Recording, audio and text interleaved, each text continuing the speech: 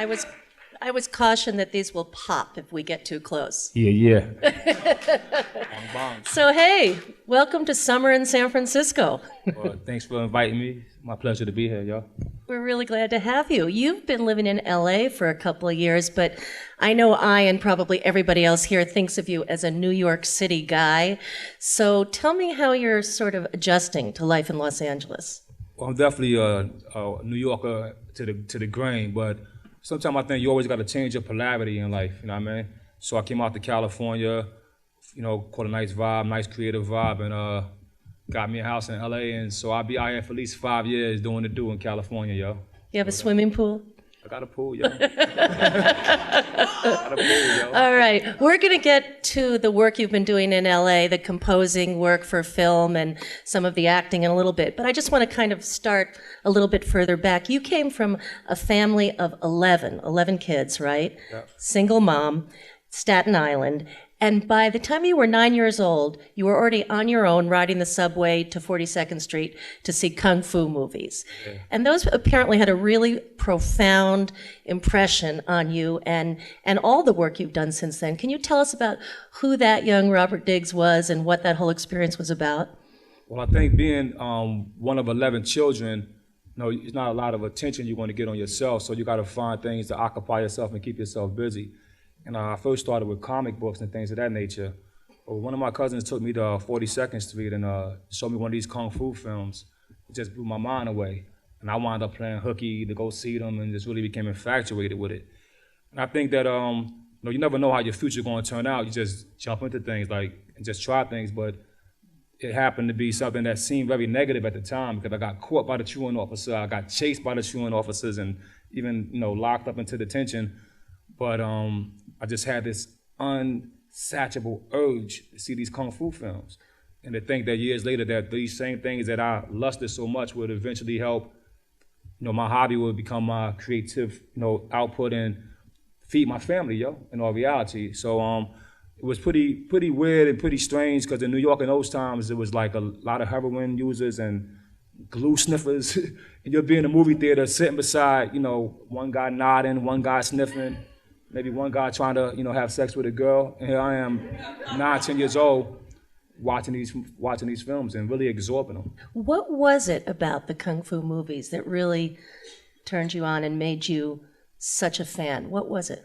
I think the first thing was just to escape reality itself. You know what I mean? You know, the things they were doing in those films, such as jumping over buildings and, you know, fighting one man against 10 men and so much honor. Those things at first just gave me a chance to escape reality.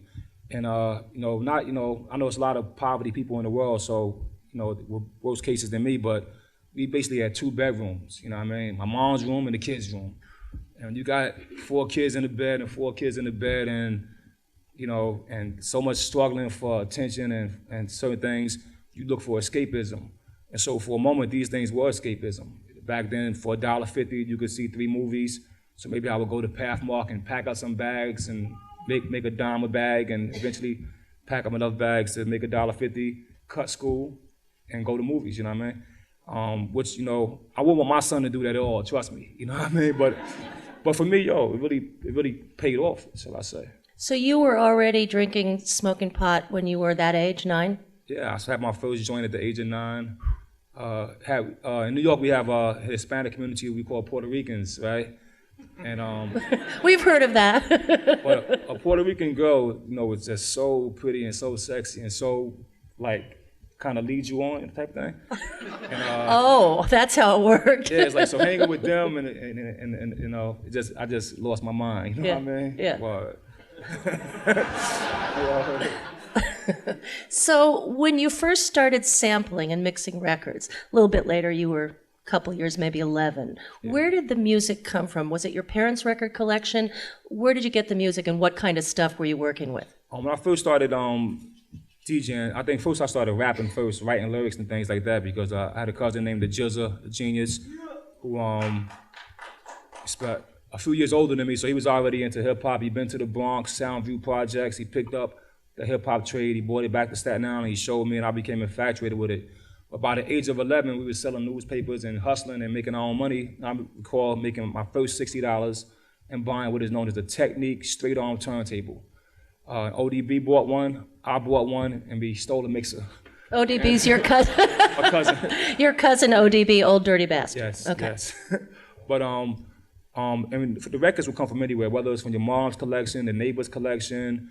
If you could get money, you save up, you buy the break beats or the hip hop records that was out at that time. In those years, it was more like a expedition to get a sound. I mean, you would travel from Staten Island to Brooklyn, all the way to Queens, or anywhere where you heard a record store had such and such a record. You know, there was an old thing called super disco breaks that it's hard to find them, but you may find them in stores like Amoeba and things like that. But we would travel from Staten Island to Manhattan to Queens just to find Volume 1, Volume 2. You would just cut these records all day, you know what I mean, and make your little demo tapes. And that was at the age of 11. Wow. You know, there's a certain amount of freedom you had as a kid in New York because the subway system's so great. You could go everywhere. I think the subway system really helped a lot of kids in New York get a chance to explore, you know, things outside their community. I actually grew up in Brooklyn first before I moved to Staten Island. I want to make that clear. And Brooklyn is definitely, you know, the subway trains run through the city like veins. So you can reach any part you want. But on Staten Island, it's more secluded. There's no subway train. There's only the Staten Island ferry to get you across to Manhattan. And when I moved out there, I became more and more isolated, you know what I mean, from the rest of New York. So it gave us the chance to kind of develop ourselves and to zone into our own selves. And then you would take that ride across to Manhattan. It was more of a harder trip at that time. Mm-hmm. Jumping ahead to 1992, not a good time for you. You were on trial for attempted murder. You were looking at an 8-year sentence, and it seems like that was a real turning point in your life. It changed you, that experience. Tell us about that. Well, definitely, it was one of those years. It's actually, it started around 91 where, you know, we just kind of got heavy into the street game and kind of, you know, lost ourselves to the fast dollar, shall we say. And got into this altercation with some young men, you know, over girls and things like that, and it just escalated itself up to a violent situation. And I wound up, you know, having to go to jail for a little while. Got myself out on bail, fortunately, but wound up going to court, going to trial, and was facing 8 years in prison. But at the same time, I had a daughter being, you know, in the womb, about to be born. And I just, you know, just took a look at myself like, yo, you know, I'm about to do the same thing that every other statistic black man do, which they say by the age of 25, we dead or in jail. I mean, so I must have been 21, about to go ahead to jail. Matter of fact, I may be even 20, so I was about to, you know, make a record out of it. But when I went to trial, now, you know, it was a case of self-defense. You know, it was 5 guys. They was really kind of aggressive and real egotistic, and they wanted to do the do. I was prepared for the do, you know what I mean, defended myself. And when I went to trial, I won on self-defense. It was a long shot, you know. I mean, I recall the DA telling me, you know, if I plea out, they give me 60 days or 90 days or something like that. So I was, I plea out, you know, I go 60 days, 90 days. And then he changed his mind, you know, because he found out I was from New York. He thought I was more like some kind of kingpin or whatever. So he made it his business to nail me. And it was his dedication to destroy me that saved me. Because he went through any means necessary to make me look like the kind of person that I really was on the inside. And the truth showed out that, you know, I was just a young guy in a bad situation, made a couple of bad decisions, but overall had a good heart, had a brain on my head. When I got a chance to, you know, to speak to the jury and tell them my story, they understood the situation, let me go home. Wow. And my mom's looked me in my eyes. She said, boy, this your second chance. Don't mess it up and don't turn back. And I never turned back. So 6 months later was when you put together Wu-Tang Productions, company, yeah. Which was remarkable for a lot of reasons and seems to have drawn from so many influences and important things in your life, starting with these kung fu movies. The Wu-Tang, the clan drew a lot from martial arts. So tell us what it is from that discipline that kind of helped the Wu-Tang clan come into being. Well, at first, you watch the martial art films for the action. But maybe around 1989 or 88, shall I say, I started watching them and like listening more. And some of the things they were saying was very philosophical, very profound. For instance, the 5 tones deafen every ear. The 5 colors blind every eye. When you first hear that, it don't sound like nothing. But when you think about it, it's like, you take things on face value. And so therefore you can't see the inner meaning of things because we take it so much what we see openly and what we hear audibly without thinking about what produced that sound, what produced that color. There's no such thing as color actually. It's all one color, but it's broken down through the prism. So those type of things started hitting me inside, started affecting my whole psyche. And then the brotherhood that the martial art movies had, the brotherhood of, if he'll sacrifice his life if you were a better man. If your name was Hong Si Quan and you was a hero, I seen movies where a guy just met him, never seen him in his life, just met him, heard his name, Hong Si Quan, I got it. And he'll fight the rest of the guys off and die, and his wife would die. So Hong Si Quan could live on another day to fight the government or fight oppression and help the people. And those kind of morals wasn't really showed in black movies or black TV or even white TV when it came to me as a young man. Only could get it through the Asian cinema, you know what I mean? And I just absorbed it when I took it to the rest of the Wu-Tang brothers, and it was like, yo, we the Wu-Tang clan. You know what I mean? That's a sword, actually. Yeah. Wu-Tang is a sword? Yeah, well, Wu-Tang is a mountain in China where they developed internal martial art. And their most famous style is their sword style. Uh-huh. And being that we were lyrical rappers and your tongue is like a double-edged sword, as we recall, you go to the book of Revelation, it says when Jesus spoke, out of his mouth came a double-edged sword, and with this sword he would smite the nations. I just took that literal and applied it to myself and applied it to my crew. And we felt we was the best lyricists in the world, you know what I mean? And we felt we had our brotherhood title. We became the Wu-Tang clan. But it wasn't easy. A lot of guys in in Stapleton, which is a very, very tough neighborhood in Staten Island, Stapleton is known for stick-ups. Like, you go out there, you're going to get beat up, robbed, and sent back. And Park Hill was more known for guys who dressed fly, had Bally's, polo, had cars, drug dealers type guys, right? But to come with Wu-Tang and not be Oriental, I had guys in the neighborhood like, you want that Chinese shit, man? You know what I'm saying? I was like, nah, you don't understand, yo. You know what I'm saying? It's all one culture. It just separated over time. So there was this heroic ideal and there was this idea of loyalty that was really profound. And when did you start training with the Chinese fighting monk, the Qigong training? Was that during this time or was that much later? Way after. I actually met Sifu Xinyang in 1995. Oh, much after later. Wu-Tang had already made their name for themselves. But meeting him was like a vision and a dream come true because Sifu Xinyang, if anybody heard of him, he's the 34th generation Shaolin monk whose life story is pretty ironic itself. He was a young man who was about to die, very sick, and his parents took him to a fortune teller and said, yeah, your son will die unless you take him to the temple. So they took him to the temple at the age of 6 and they left him there. And they went on about their lives, you know what I mean? He grew up in this temple and he told me he slept on ropes. He did so many things that, we would take for granted. He went through so much things to be the Shaolin monk, and he studied so many different philosophies and trainings. But he still felt that he was kind of suppressed also. And when he got his first chance to come to America, he came to San Francisco with the rest of the Shaolin monks, and he looked around, and he never went back. He did what was known as defected. He defected from communist China and stayed right here in San Francisco in Chinatown in somebody's restaurant in the basement for 3 months with no light. And he finally got out by 93, made it to New York in 94, and I met him in 95, and we became brothers from another mother, but he also became my Sifu. Sifu, teacher? Yeah, Sifu means teacher. Okay. So martial arts, because we're talking about sort of the formation of the Wu-Tang clan, the other inspiration, it almost seems at odds with the martial arts, and I want to hear you sort of explain this, came from organized crime. Right. The structure. You actually modeled yourself after Vito Corleone in The Godfather. And Vito. I'm kind of going, okay, martial arts here, organized crime there. So tell us how that kind of works together. Well, actually, it's very similar. If you look at somebody like Vito Corleone, who was different from the rest of the mob bosses. You watch The Godfather and you watch his family go through the things they go through. It was very inspirational to me, Raekwon, our whole crew, because Vito was a man who had a good nature about himself. And he did things that, he was a criminal, but he had a heart.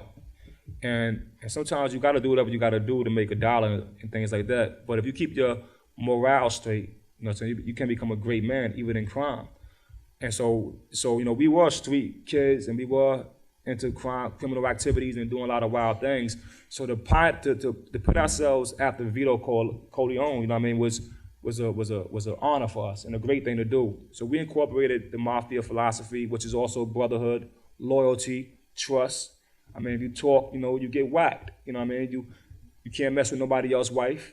To this day, you know, to this day, if I go to Method Man's house, I don't even look his woman in the eyes because I wouldn't even disrespect him like that. You know what I'm saying? And it's like, so certain things, you know, these movies instilled into us that I think was very, you know, very, very powerful. I think could help any young man, and we just took it and meshed that all together. Then you had the 5% Nation and the Supreme Mathematics, and like, this is something, just a little bit of that I've learned reading about you and your background that we could talk about for the rest of the night. But for those people here who don't know anything about that or what kind of framework that provided for you, give us a little bit of information. The mathematics, as the 5% Nation will call it, when they say 5%, right, the original meaning they had was that out of all the people in the world, only 5% of the world knew the truth, lived the truth, teach the truth.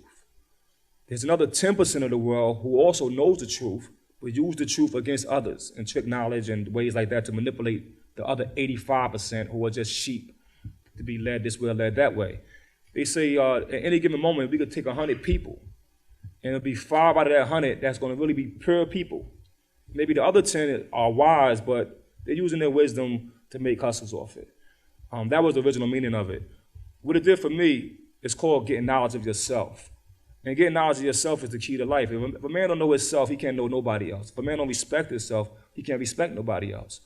When it came to the Supreme Mathematics, the first thing they taught us was knowledge, which was one. And that means to look, listen, observe, and respect. No matter what you do, you walk in any room, you do the knowledge. You look, you listen, you observe, you respect where you at. Then you act upon it, which is wisdom. Wisdom is just a manifestation of knowledge. It's just the action of knowledge. But knowledge is what's contained within you. So those principles actually saved my life dozens and dozens of times because I'm able to take a look first or listen first before I just jump out there. You know what I mean? Most people, especially young urban people in our community, we do things first and find out later. You know, if a kid knew the results of his crime or the results of his actions ahead of time, or we knew that 20 years of smoking weed is going to cut your life 20 years short, you know what I mean? You may not do the same thing, you know what I mean? So knowledge is very essential and very important, and we learned that from the Nation of Islam, shall we say. Which brings us right directly to chess, because you're describing chess, which is planning ahead and not jumping in, and that fits into the mix as well. In fact, you were talking about it before we came on stage. See, and the beautiful thing about chess that I learned as time went on is that chess is based on the 64 squares. And you go back and study the I Ching, which is basically the diagram of the universe that the Chinese had developed over 4,000 years ago, is based on 64 trigrams, or 64 symbols. And with these 64 symbols, they're able to calculate a man's destiny, the destiny of the universe, in fact, whether it's the Earth atmosphere, the weather. They're able to do these things by knowing that things change based on certain times.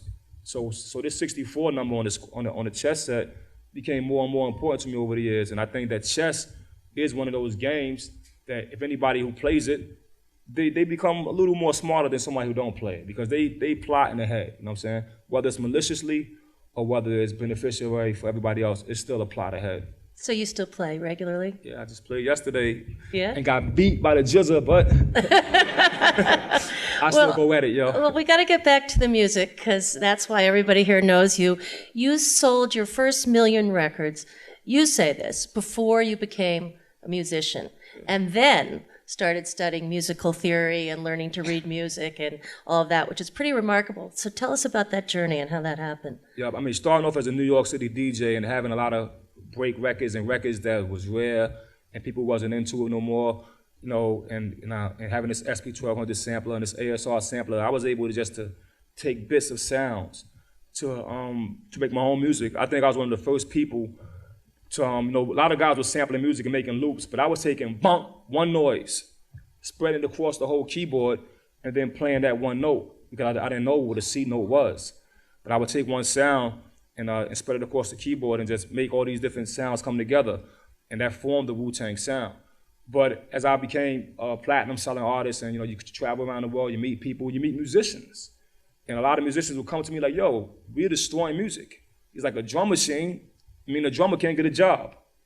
When you sample the beat, you sample the bass line. I mean, the bass player can't get a job. So you guys ain't real musicians. You're just destroying music. And they was really, against what I was doing. And I'm a type of person that I love, to be right. I love to be real and right. And so therefore, I was like, you know what? I'm gonna take this time to study music. Then I'm not gonna go to another musician and disrespect his trade like that. Because it is a trade when a man takes 5 to 10 years to master an instrument and he can't get a job, but here go a guy who don't know nothing about an instrument making millions of dollars, you know what I mean? That could hurt. So what I did, I paid respect to the music. I went back and studied the theories of music, went back and taught myself piano. I'm teaching myself guitar now, taught myself the percussions and things of that nature, and that helped increase my sound. When I made the album called Wu-Tang Forever, that was the first example of me knowing exactly what I wanted to do. You know what I mean? And it was like this on some critics. It went up and down, but it was me paying homage back to musicians and showing them that, yo, look, I'm a musician as well, and I respect this craft. But you say, so I learned music, but that's a long road. I mean, you don't just learn music. It takes a long time to learn music theory and to read music and particularly to write music. Yeah, it took a very long, to write it, I just started probably writing 2 years ago. As far as writing to where somebody else could read it, legible. But yeah, it's a serious thing, yo. But with the knowledge of music and the kind of producer that I am, it helped me go to even more heights, to the degree to whereas now I could add to my resume a composer, because I know how to compose music now. I know how music flows. I studied Peter and the Wolf, for instance. Oh, yeah. I first did the movie Ghost Dog. I wrote a score for Ghost Dog, but I studied Peter and the Wolf, and when I studied that suite, they would call it, he took every instrument and he applied an instrument to a character. So when the birds came, he played the flute. Okay. When the wolf came, he was like, wrong, he threw the trombone in there. When you watch Ghost Dog, and when the movie first come on, the bird is flying, you hear my drum pattern with a flute on top of it. So I took the time to study those things and also to intervene them or intertwine them into my own style. When did you first start using the detuned piano? Oh, I think I started using the detuned piano in '93 because I didn't know what a tune was. You know what I mean? It was more like I stumbled across that, but I liked it so much. There's a great musician, I'm quite sure any musician would know, named Thelonious Monk. Oh, yeah. And there's a film he got called Straight No Chaser. And I searched for that film for 3 years. From 1992, I found it in 1995 in Chicago, I found it. And I actually had collected Thelonious Monk music in '92. I bought everything he made from Blue Note, shall I say. And then I maybe paid $500 for all this music. And I was just listening to this guy, listen to him. And I was like, man, this guy is crazy. And also there's another great pianist named Bill Evans as well, who also I studied his music, shall I say. But when I saw the film Straight No Chasing, I seen how this man would smoke a cigarette, hit the keys, walk away from the piano, get a drink maybe, come back and still be on beat, you know what I mean, still be in his zone. I kind of felt like, okay, he understands what I understand about music. There's no form to it. I said music is more like a pulse. And when you got a pulse, you could change the pulse based on what the vibration is going with it. So you listen to old Wu-Tang music like Method Man, which is going down. It's just a basic 4 notes on the same pulse, but the drums are changing. So with the change of the drum, it changed the pulse or vibration of the key. And that's how I think I was able to make these sounds come a little different that attracted fans. Okay. I want to talk for a minute about your identities, because you've had a lot of them. You were born Robert Diggs. You're the RZA. You were Prince Rakeem. You were Bobby Digital. Uh-oh. So let's take Bobby Digital. You knew I'd say that, didn't you? Man. So you were on top in 1997, right? You had that was Wu-Tang Forever, yeah. And I've heard you describe this as a time in your life where you got into the ego thing, and it seems like a lot of that discipline that you developed and created slid away. Yeah, put it to the side, shall I say? What happened to me personally was this, yo. When I first made Wu-Tang Clan in '93, I'm crowned the abbot of Wu-Tang. And you're dealing with not just the 8 members of the group who the world knows, but all their homeboys as well. maybe hundreds of kids and brothers, you know what I mean, that look up to me like, yo, that's the Abbott, you know what I mean? And so I never got it, you know, I kind of like didn't finish doing my thing, you know what I mean? So when Wu-Tang became famous, you know, everybody, you know, they go on the road, guys was having fun, drinking, smoking, just really having a real party. And me, I was more like very solid to myself, very solitude, very observant, more like applying wisdom, studying wisdom. I was more into like studying and things like that. And then after that, it was more successful, the Cuban Link, the Liquid Swords, Return to the 36 Chambers. I basically lived in the basement for 3 years straight. I didn't even know I was a millionaire until 1997. It was the first year that I came outside. We actually came to California. You know what I mean? I was hanging with all kind of movie stars, and the women was just bong, bong, bong. So, you know what I'm saying? And it's kind of funny because I was more like the type of person that never dealt with infidelity, never, no girls on the road. I didn't touch no girls for maybe 3 or 4 years of our first career. But you see guys coming out 3 or 4, the ODB, 5 girls a night. You know what I mean? I was more like, you know, very contained. And I share this. I didn't share this in my book, but I share this with this audience. In '97, the love of my life actually forsake me. And that was like, man, very, very puzzling. You know what I mean? Especially when I'm being righteous and I'm trying to do the right thing. So once I was forsaken, I was like, man, party? You want to see who could party? You know what I'm saying? I will never forget the day that I walked out that house. I caught a flight to LA, and from that day on, I was on a mission, and Bobby Digital was born out of that. How long did that last? That lasted for about 2.5, maybe 3 years. You went through a little money?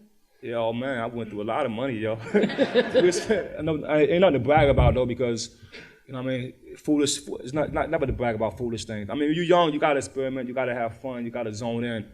But you know, I could have fed a lot of other people with that money, yo. I fed Donald Trump because I stayed in the Trump Plaza for like months with a whole bunch of homeboys, and we turned the Trump Plaza to a project building.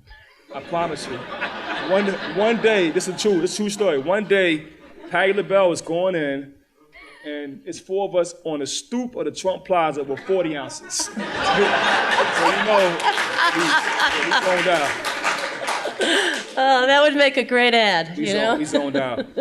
So the other thing that you did that was so extraordinary was create this business model. And again, it hadn't been done before. All of your Wu-Tang Clan members signed with one label, and then you allowed all the individuals to sign with the other label.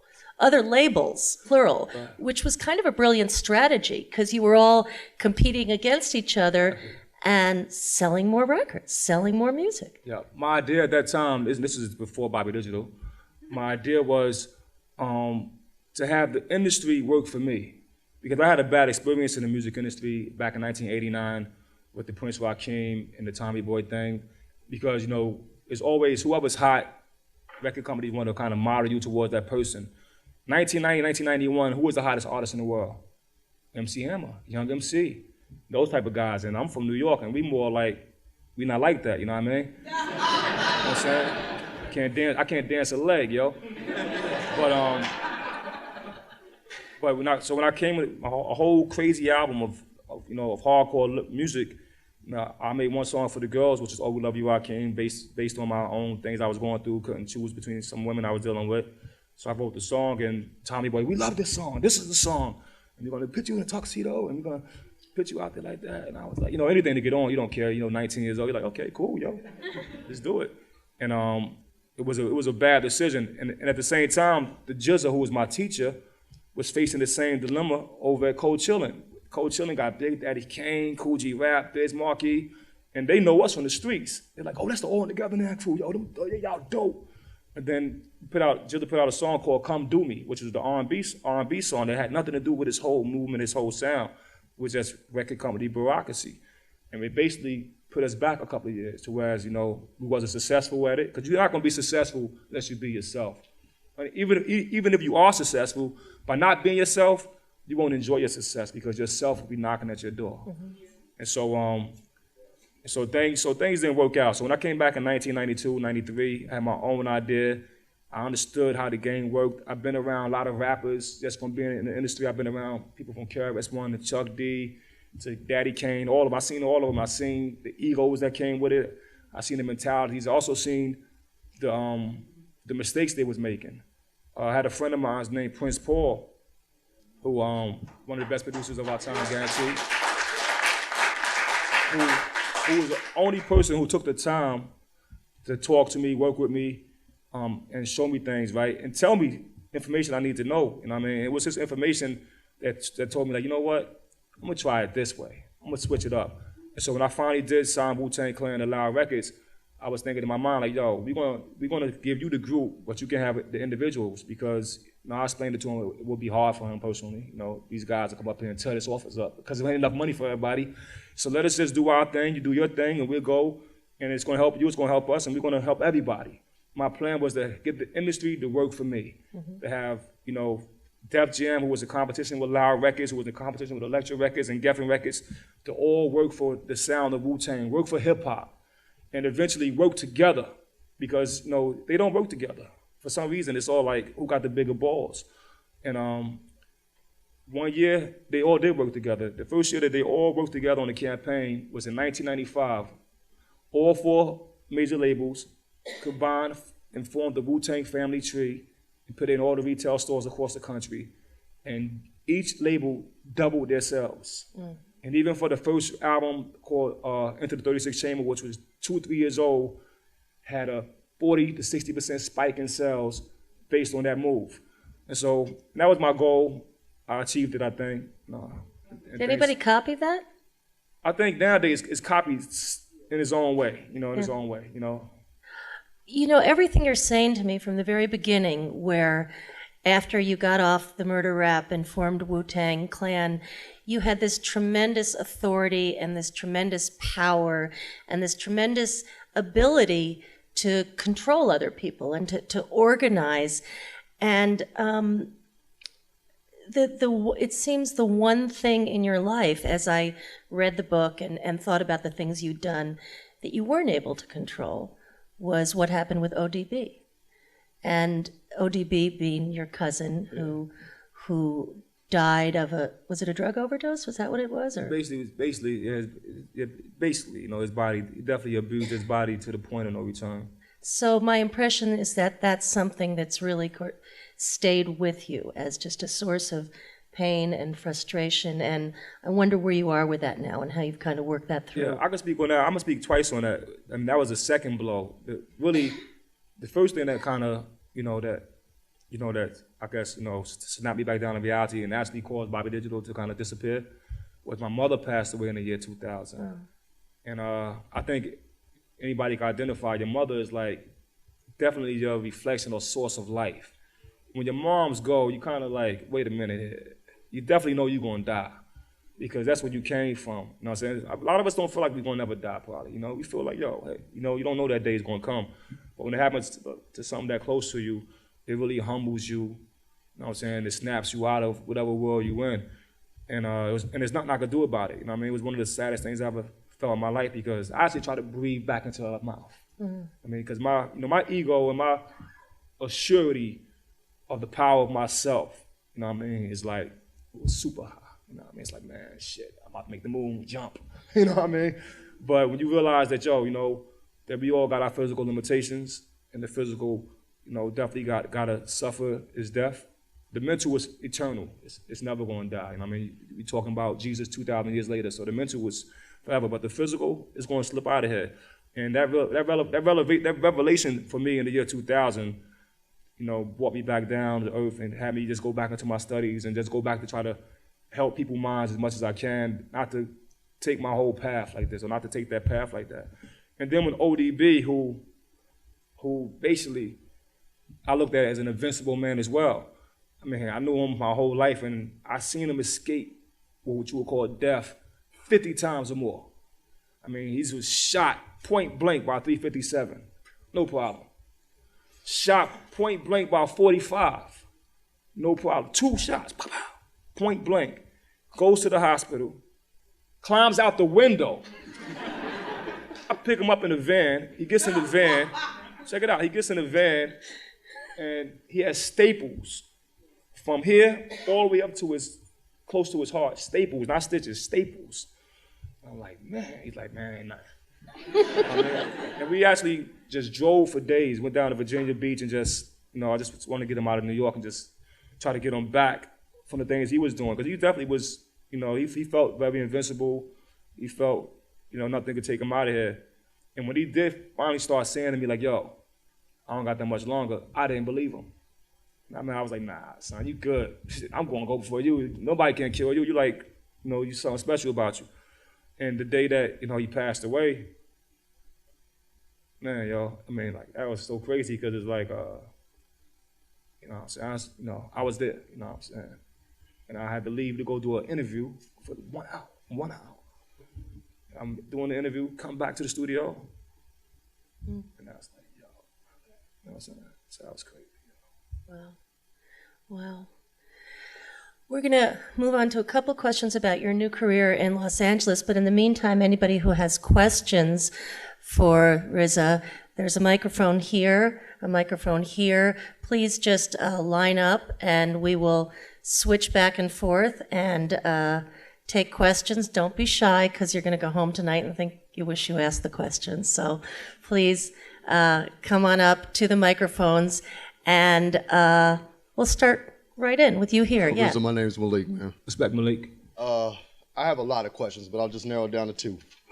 I read your book. Pardon? I read your book. Respect. And it was beautiful. As far as the songs, you put the lyrics, I forgot which chapter it was, but I agreed with, I think you had 2 songs per album pretty much. That was the formula. Yeah, I was kind of... Gotcha. Because I know you could put more on, but you had to streamline it. But anyway, the Iron Flag, you chose, what was it, Rules. I understand why you chose Pinky, or Uzi, Pinky Ring. But I kind of wanted for you to expand on why you chose Rules, say, over Babies, because that had potent lyrics. I think Rules was one of those songs that was up-tempo, you know what I'm saying? And that's actually a song I didn't produce. It was produced by Mathematics. And as far as me having so much, I was already, I'm the verse, I'm always famous. Mathematics is not famous yet. I'm the type of person that would share, you know what I mean? So I was like, yo, let's focus on him. Let people know what he could do. People know what I could do. So that was something for me to let Mathematics get his time to shine, you know what I mean? Okay. Real quick second question, because we have a lot of folks, and if everybody else could just one, that'd be good. All right, I'll make it quick. So 1997, you did say was a crucial year. It was in my life as well. That's when I got married. The thing I noticed, though, was, how you produced all the tracks from Enter the 36 Chambers all the way to Wu-Tang Forever, except for Fish on Ghostface. Right. On every album, I probably give somebody one track. Gotcha. One of my students one track. Now, as soon as I bought that tape, I think it was June 3rd, 97. I'm listening to it, double CD. RZA, I think he was on 5 songs. Yeah. And then I remember reading an article where you said he was smoking a lot of weed, and to hear that coming from you, to me, was kind of profound. Right. No disrespect. Nah, it's but real he said though. He's smoking a lot of weed and he has hatred in his heart. And I don't know if that's true or not, because I don't know if I said he had hatred in his heart. Okay. But that's in '97. RZA, it's just like RZA, the type of person he writes in his house by himself. You don't write rhymes that's like studio rhymes. I mean. He likes to sit. It may take him a month to write a rhyme because when you listen to his lyrics, one sentence is a whole book sometimes, you know what I mean? So, but when you're working on an album and a project, you know what I mean, you got to be ready. You got to put that energy stronger. And doing Wu-Tang Forever, he was in the studio a lot, but, smoking weed, playing chess, yo. It's chilling. And end up on that song. Thanks, man. Thank you. Yeah, go ahead. How you doing, RZA? Thanks. I was wondering if you had any advice for upcoming producers who are trying to bring that creative aspect of classic era hip hop to the mainstream, and what kind of advice would you have to producers who are just getting into the industry, but want to maintain that original creative vibe in hip hop, but still keep the DJs and the promoters happy? Well, it's like, yo, you gotta stay true to yourself regardless because. Everything got a season. And so we just talked about earlier how MC Hammer had a season. I'm quite sure you're not producing MC Hammer type sounds, But it worked for them, you know what I mean? It took them to the moon. So everything gonna have a season. I think the best thing a producer should do is stick to your guns, yo. And when your time come, you're gonna have the abundance to dominate the times. You look at somebody like Swiss Beats or like Pharrell, when they got their turn to burn, they didn't stop, yo. And whether some people, you know, some hardcore hip hop guys are like, I don't like that, whatever. Whether you liked it or not, when he got his time to shine, he didn't stop. When I got my time to shine, I didn't stop. The only difference I can say between me and them was that when I got my time to shine, I was struck with a flood.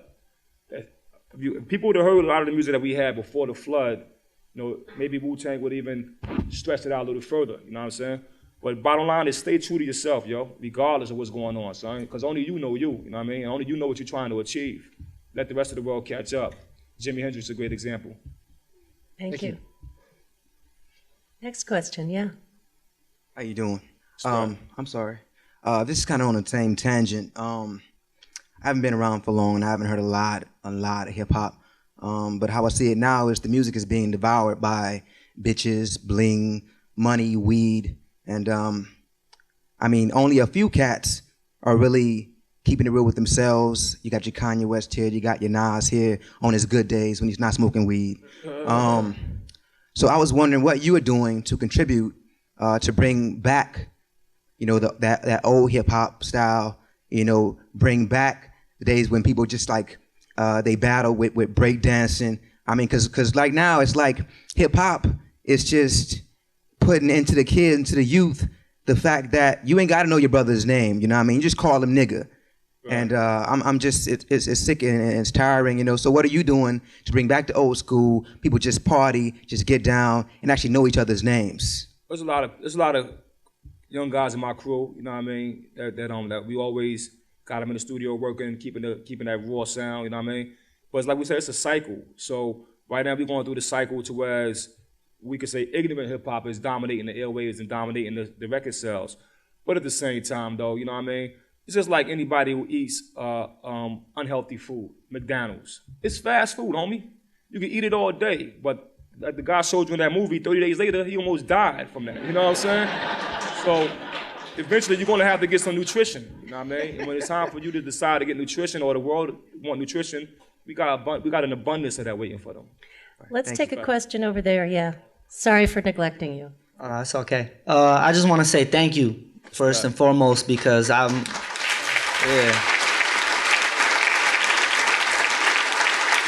just remember in '93, my older brother pushing me to tape the Wu-Tang Forever, and I was thinking like, I was just like really not liking it at first, and then I eventually got to hear it more and more, and y'all became my favorite group. So I just want to just say thank you.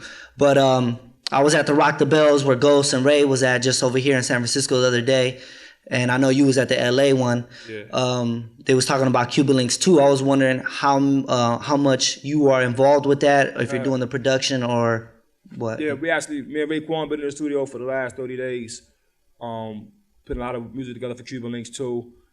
This is the 10th year anniversary of Cuban Links, and if time and politics do things right, it will be a Cuban Link 2 release this year, and I will do a lot of production on it.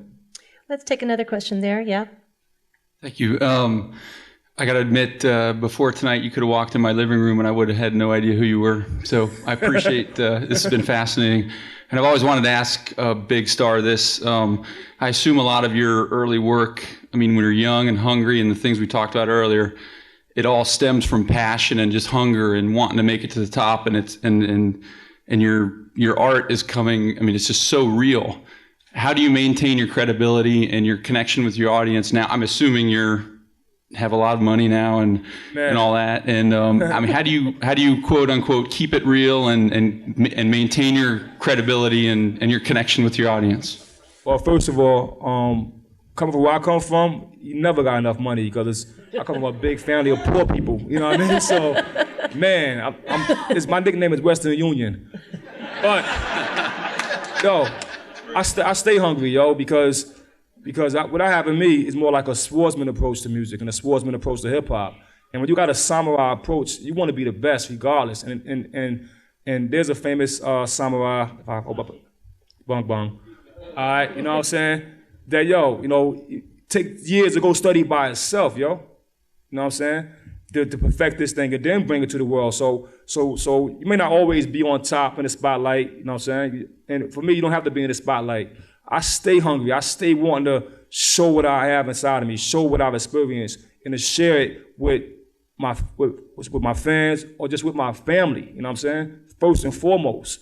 And eventually your fans can become your family when they really understand what you're about. I stay hungry, son. And right now I'm trying to do movies and direct and all that. So I'm on a mission, yo. For real. So you hear from your family a lot, huh? Oh, man. Forget that. All right here. Basically, I want to say thank you, too. I want to let you know I came from nowhere, a broken home. Your music in general, before, like, right as Into the 36 Chambers came out, man, I was, I was doing a lot of drugs, doing a lot of stuff, hustling, doing shit I shouldn't have been doing. And your lyrics and all the Wu basically brought me out of my, my rut. So I want to know, from one MC to another, what do you feel about the white boy rhetoric of like MCing and like, what people think about, whatever? Let me say, I never heard the term white boy rhetoric, but far as white MCs, one thing people got to recognize, I think we don't recognize, right? Because of the white, black, Spanish. Hip hop is an American music, homie. When you go back to some of the founding fathers of hip hop, the most favorite earlier groups, let's take Run DMC, LL Cool J. Who produced it? Rick Rubin. All right, then. So hip hop has always been a black, white, Latin thing. Benny Medina from Cold Chillin' Records invested a lot of money into it. You go back to the Cold Crush, not the Cold Crush, even the Cold Crush, their DJ was Puerto Rican. The Fantastic Five, Grand Wizard Theodore. It's always been all of us. You know what I'm saying? It's just that, it kind of got separated at a certain year.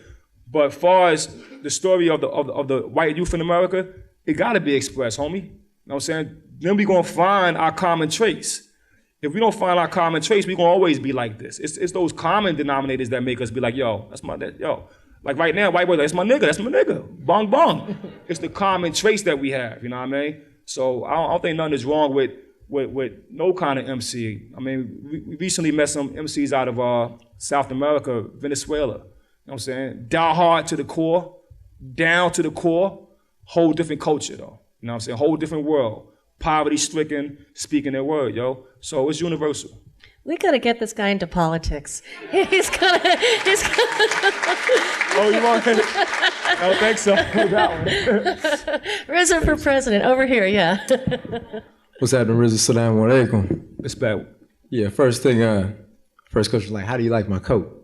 It's a classic one right there? Yeah, it's classic, man, from Tibetan yak school. Bong. Right on.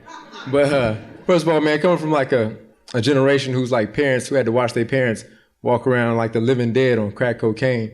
I was blessed to come to Islam in 1995, and so trying to listen to the radio is nothing but a bunch of cars, hoes, money, and stuff like that. But I'm trying to maintain my peace, and so the Wu-Tang provided that alternative that helped me maintain that peace, at the same time help relate to the struggle I was going through, with a father that was trying to recover from that addiction. So I know you derive a lot of your philosophies in the Wu-Tang from different sources. So how did like Islam and the principles of Islam and like the life example of Prophet Muhammad help enhance you as an artist or as a person? Well, first of all, Islam is an Arabic word.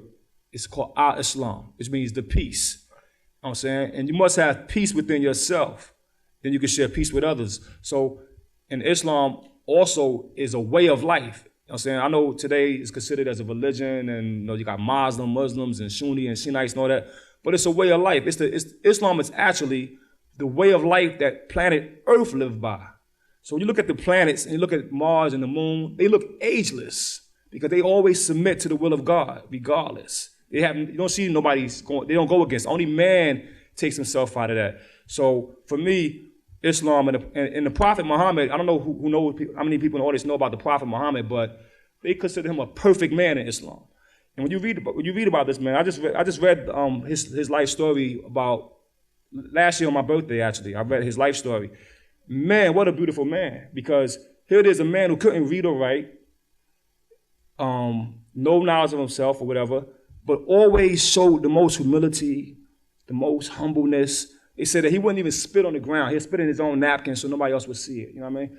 To be as peaceful and righteous as him is a beautiful strive. And so when I read his life story, it changed my life as well. You know what I'm saying? And even in the past, before I knew his life story, just Islam itself and knowing that I must always stay at peace, prepared for war. You know what I mean? I think it helped me in every walk of my life, yo. I first heard about Islam when I was 11 years old, and I'm super fortunate to get it that young and to be able to absorb it into my life, yo. Respect. Thank you for that. Right here. Hi, RZA. My name is Kay. I'm from Berkeley. I like your hat. Bong bong. First of all, I wanted to say thank you because you've been a major inspiration in my life. And my question is, I was wondering what your favorite strain of cannabis was. My favorite stuff. Homeboy County. Did I say it right? Homeboy. I got that in my new rap, yo. Homeboy County Kush. All right, over here. You know what I mean? How you doing? I grew up in a house with a lot of Beatles and Rolling Stones and Peter, Paul, and Mary. And I started listening to hip hop about 20 years ago, and it led me through all different kinds of music into jazz and funk and soul and things I had no firsthand knowledge of. And it led me to a lot of records I would have never heard before had they not been sampled. And I've gone deep, and I'm always wondering what you're listening to. And so I'm wondering if you could tell me, you know, top 5 or even top two jazz, top 2 soul albums for you. It's hard for me to classify people because I'm as a music lover. You know, one minute you could be into one album, then the next minute into the next album. So it's hard for me to say what's the top. But I will say some that hasn't been exploited, and I don't know if it will be exploited. But what I'm listening to right now, you might laugh, yo. I'm listening to Dean Martin and Frank Sinatra right now. I've been listening to that right now, studying. Because if you look at Frank Sinatra, and they did their music with an orchestra. You know what I'm saying? And you know, we do our music, you know, soul music was maybe 3 or 4 pieces, maybe 5 pieces, and hip hop is basically an electronic sampler. So being that I'm into composing and things, I'm studying Frank Sinatra and Dean Martin right now. So maybe I'll sample a few of those things, and maybe I'll make a pop hit out of one of those things, and maybe somebody else will, though. Word up. Hey, thanks for coming out to the city. I just, back to the McDonald's and back to politics. So, no, all I hear on the radio, all you hear is the McDonald's type of music. It feels like the Clear Channel type thing's taken over. So what do you recommend? Or how can you, explain to me and us how we can get that to change? How we can get Clear Channel, how we can get real music back out on the airwaves to get rid of that McDonald's crap? Well, there's a couple of things I think that's going on that we all know about. First, the internet has definitely become a strong source of music going back and forth. You know, you can find a lot of things you never heard before. You can hear your new artists. But I think public television and public radio has also been going back to giving real music. I don't know as far as real hip-hop, because hip-hop is such a hard music to classify for adults. You know what I'm saying? So maybe until we really get into that full-blown adult age, to where as we make more decisions and our vote count more and we start utilizing our vote, maybe until then, you know what I'm saying? You know, we just gotta take what's out there, yo, and look in magazines or look to the streets and just try to find the stuff that you ain't hearing on the radio. Because you're not gonna get it from the radio, yo. You're not gonna get it. Over here?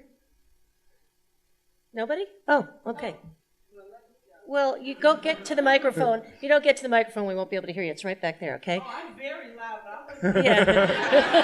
And you know what? It's about time we heard from a woman, so why don't you get up there and ask your question? I'm an old woman. I teach art in juvenile hall.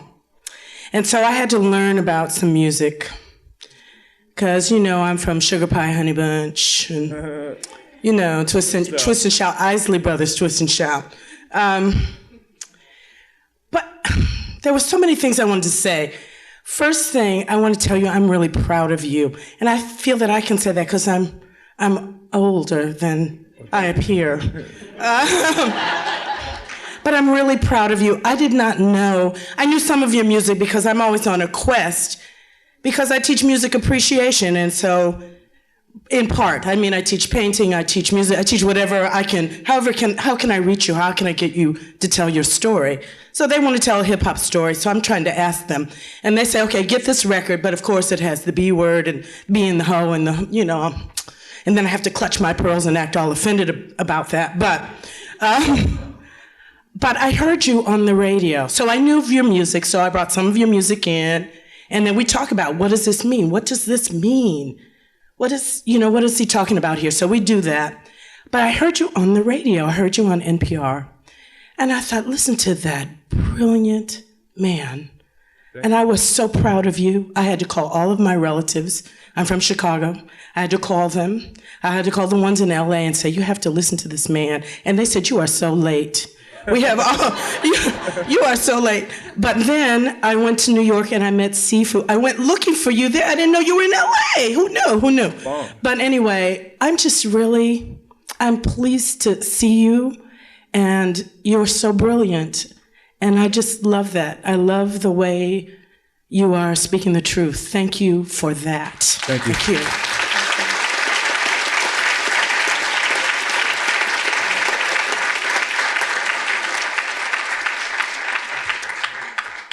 Hey, RZA, I'm from Wu-Tang Corp, and I was just wondering, can I record this for them? Pardon me? Can I record this for Wu-Tang Corp? Go for it.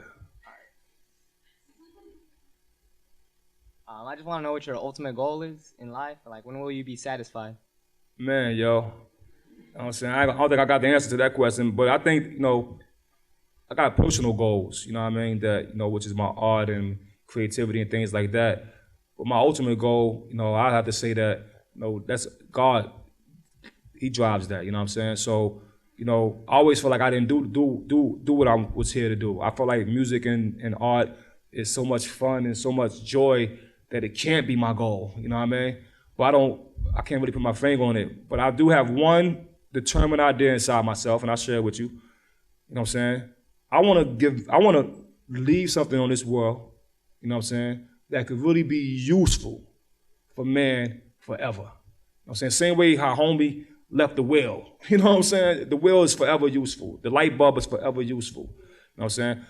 I actually want to, maybe in the scientific world, you know what I'm saying, which I always read and study, and I got this thing called, an essay I wrote called The Degree of Light, which I think scientists is overlooking certain things about light and magnetism. I want to leave something special like that could really help the world for real, yo. So if I get the chance to do that, I will. If not, maybe this idea and this dream will go to my son, because my father looked me in my eye when he came to my house and was like, boy, you're living my dream. So maybe my son will do it, you know what I mean? But that's what I really want to do, yo. Like my sweater? Can't beat that, yo. You know what I mean? Sometimes electric's always called explosion. Before we'll take a couple more questions, but I don't want to leave without you telling us a little bit about this current chapter of your life, which is Hollywood, which is composing music, which is acting in movies, the movie coming out, Derailed, with Jennifer Aniston. You're in it, Jim Jarmusch's movie.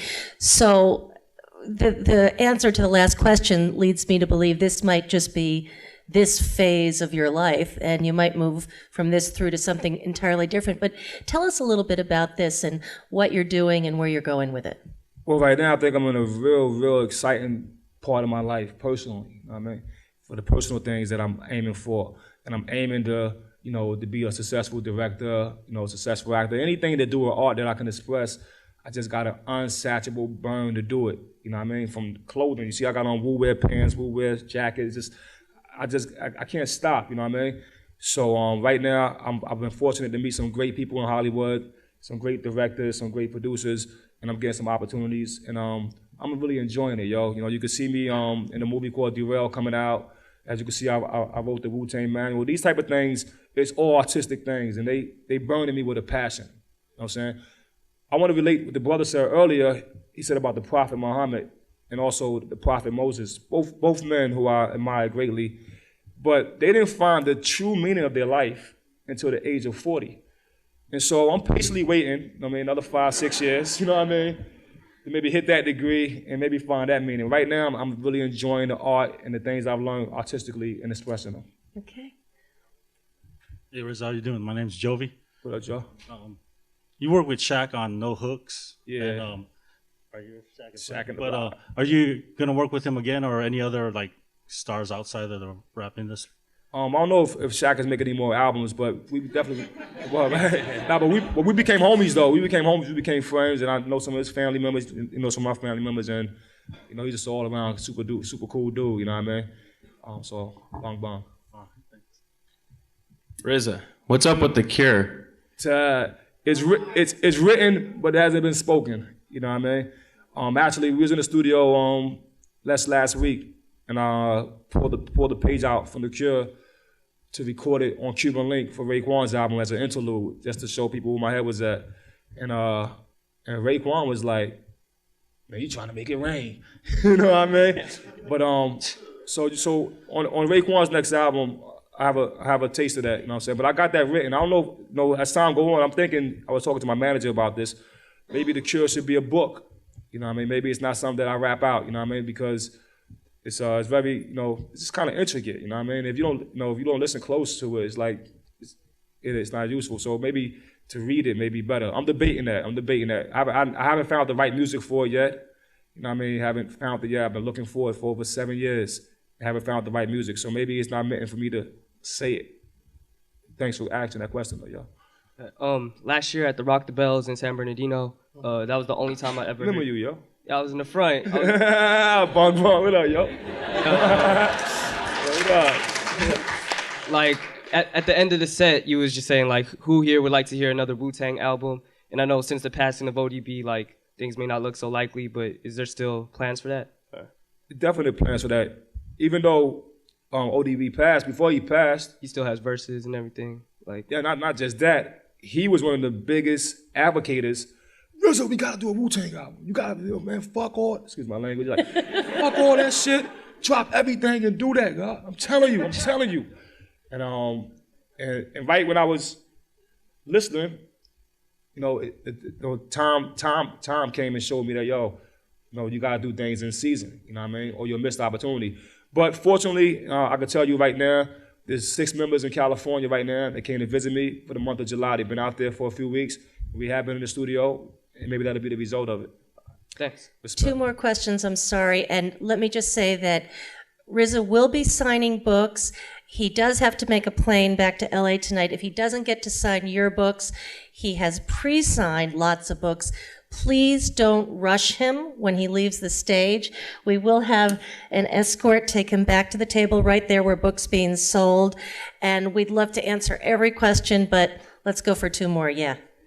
Yeah, how you doing? I went to Rock the Bells last year too with my friend there, and you saw him. So yeah, it was like you were explaining how finding good hip hop is like you're exploring something, right? And then we drove all the way here from San Francisco just to see that San Bernardino concert, and that was probably the last full set of Wu-Tang members in the concert. And I was wondering how you were feeling about that, like right after the concert, because we were there, we were waiting for you for hours, and we were sweating, sticking to each other. You know what I'm saying? So we were wondering, what did you feel like right after as a group, like stepping off that stage, and how you feel now that you can't like recreate that moment? So well, one thing I did say on the DVD when we interviewed about it, this is before we lost Osiris. I was like, this ain't only just something for me. This is a piece of history. I think that concert was a piece of history. Anybody who was there became part of a piece of history because, that can never happen again, yo. Yeah. But it did happen, and for some reason we did document it, and we do have it on DVD. So, I'm just grateful for that. But you're right, that can never happen again, yo. And I kind of felt that when it happened, though. Yeah. I didn't feel it to this capacity as far as losing a member. I just felt like it was such a hard thing getting everybody to come do that concert. That it's never gonna happen again. But now it can happen again. I'm glad.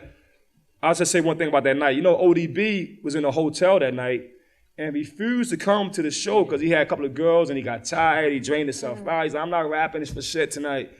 And I was like, man, come on, 10,000 kids waiting for you. I was on the phone coaching him out for like 30 minutes. And he was like, I don't give a fuck. I'm not coming. I'm tired, man. Yeah. I'm not rhyming today. I'm getting pussy. I'm like, yo. I'm like, excuse me, but this is how it really is, you know what I'm saying? And we sent 4 of my cousins, who was his cousins, to get him. And they got him and brought him in, and he lived it out. And he was happy he did it. And I'm happy that because I usually be like, I don't care, don't come. Yeah. You know what I mean?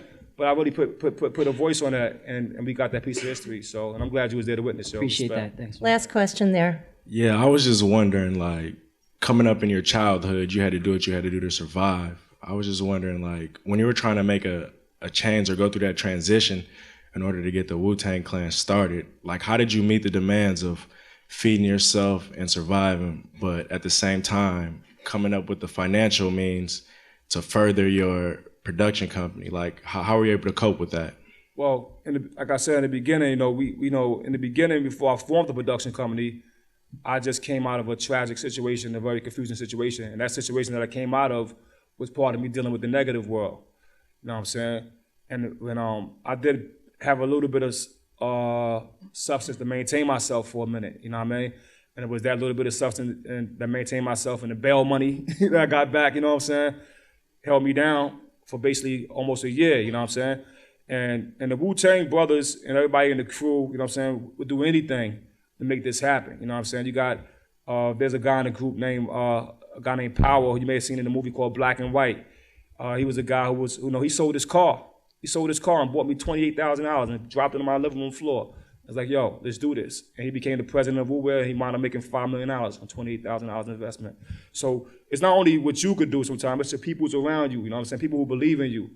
And if you got an opportunity or a great idea inside your mind, it's like a corporation. Sometimes it's good to go share with other people. When I formed Wu-Tang Production, I didn't just form it for myself. I went to so many different people in the neighborhoods, even the guy who I shot, no disrespect, who I defended myself. I went to him and his boys. It was like, yo, I'm telling you, I got it. It was like, yo, just $2,000. I had a company, I had shares, I had the shares and everything, y'all. Like, I signed over shares right now, yo. And they didn't believe, you know what I mean? A lot of people didn't believe, you know what I'm saying? But my man Power, who did believe, sold his car. My brother Devon, who's still CEO of Wu-Tang Production, sold everything he had, you know what I'm saying? And my DJ Skane, chipped in a couple of grand. People was helping out, and they got rewarded in return as well, and continue to get rewarded off of what we did. So it was a collaboration for us when it came to the economics, yo. Well, RZA, I want to thank you. What you don't know is he's expecting another child any day now. So thank you. Yeah. Thank you for getting on a plane and coming up to San Francisco. Thanks to all of you who came Thank you for coming out. tonight Really for the appreciate it, Commonwealth yo, for real. Club and Friends of the San Francisco Public Library. Good night. If you have to sign, you get a question. Are you good? Happy anniversary.